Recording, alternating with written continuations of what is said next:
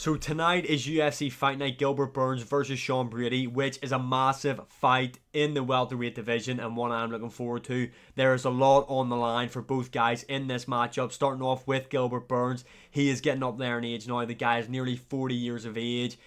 In his last 5 fights, he's won 2, lost 3, and the 2 wins that he has are Jorge Masvidal and Neil Magny, which aren't the best. Let's just be honest, they're not the best. Now, Gilbert Burns, like I said, he is getting up there in age. He last fought at UFC 299 against JDM.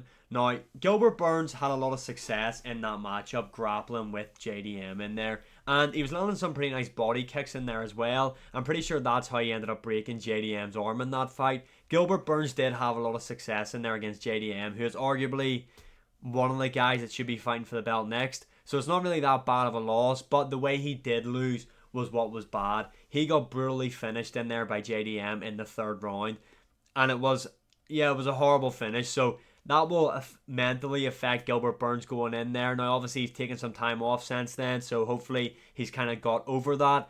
And it's not his first loss in his career, so Gilbert Burns knows how to handle a loss. Hopefully that won't play a big impact in this fight right here. On the other side, you've got Sean Brady. I was going to say he's up and coming, but he isn't really. This guy's currently ranked number 8 in the welterweight division. He is an outstanding grappler. In his last matchup, he beat Kevin Gastelum by submission in the 3rd round, I believe. Now, obviously, Kevin Gastelum, former middleweight, had a lot of success in there. Not really had the success at welterweight, if we're being honest. And that is probably Sean Brady's best win, maybe outside of Michael Chiesa. So, Sean Brady, yes, he does have a pretty good record. He's only got 1 loss on his record, and let's talk about that loss right now. He got finished by Belal Muhammad. Now, Belal Muhammad is currently the best welterweight right now. He beat Leon Edwards. He is the current welterweight champion. Belal Muhammad is extremely well-rounded. I do think the guy is I do think the guy is underrated. A lot of people just overhate on the guy. But yeah, being finished by Belal Muhammad is not a good sign in my opinion, especially when you're fighting someone like Gilbert Burns. Now, in that matchup, he wasn't knocked out cold, but he was hurt by Belal Muhammad. Belal Muhammad just put the pressure on him on the feet, and just, yeah, that's how he got the TKO finish over Sean Brady. And that loss, I don't know, it just kind of hasn't sat well with me, especially when he's going in there. Now, I thought Kevin Gastelum would have beat him because I thought Kevin Gastelum would have done a good job defending some of the takedowns that Sean Brady would have went for in there. And I thought on the feet, if Belal Muhammad's knocking you out, Kevin Gastelum's knocking you out. But that just was not the case. Sean Brady was clinical in that matchup. But like I said, Sean Brady hasn't fought a guy of the caliber like Gilbert Burns. Gilbert Burns is a legend of the game. His resume is absolutely stacked. He's a former title contender as well. He challenged Kamaru Usman for the belt. Obviously came up short in that one.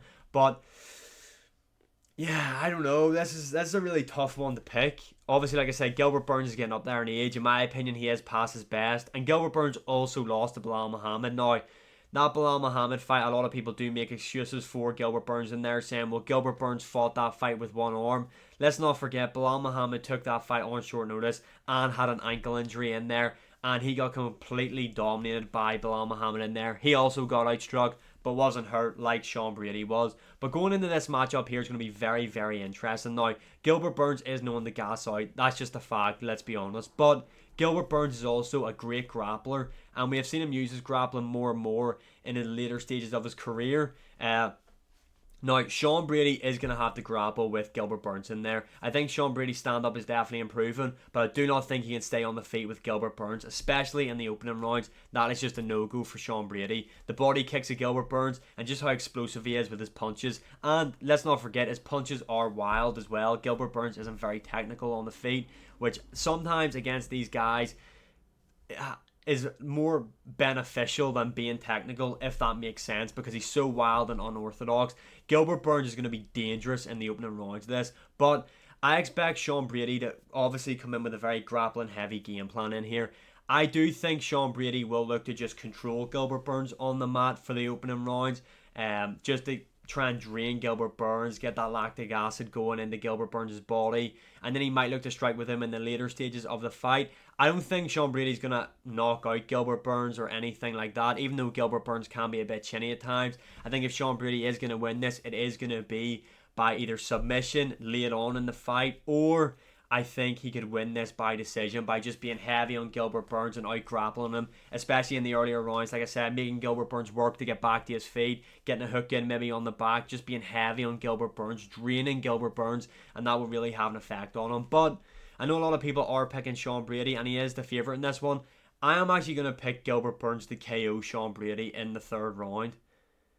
Yeah, second or third round. I think Gilbert Burns is going to catch him. If Bilal Muhammad can hurt you, Gilbert Burns can definitely hurt you. Yes, he hasn't looked great in his last few fights, and obviously his two latest wins aren't great in Jorge Masvidal, who's no longer in the UFC, and Neil Magny, who's kind of the gatekeeper of the division, let's be honest. But with his power, and this is must win for Gilbert Burns, because if Gilbert Burns loses here to Sean Brady, his career at the top half of the UFC is essentially over. So this is must win for Gilbert Burns, and I do believe that he will know that going into this matchup. But this is also a must win for Sean Brady. Now, Sean Brady is 31 years of age, so he could definitely come back. He is entering the prime of his career, but if he loses to Gilbert Burns, it's just not a good look, because in my opinion it would just indicate that Sean Brady can't compete with these elite guys. I do think he is an elite fighter. I wouldn't be surprised if Sean Brady was able to get the win here, but I am backing Gilbert Burns by KO. Now, going through the rest of the card, there's not much I really want to talk about. I'm not going to pretend to be interested in former women's champion Jessica Andrade fighting Natalia Silva. I'm not going to sit here and lie. Kyle Nelson's fight, yeah, that could be pretty cool. Matt Chanel is the chinniest fighter in UFC history. Outside of that, another fight I am actually looking forward to see is Felipe Dos Santos, the guy who fought Manel Cap on short notice.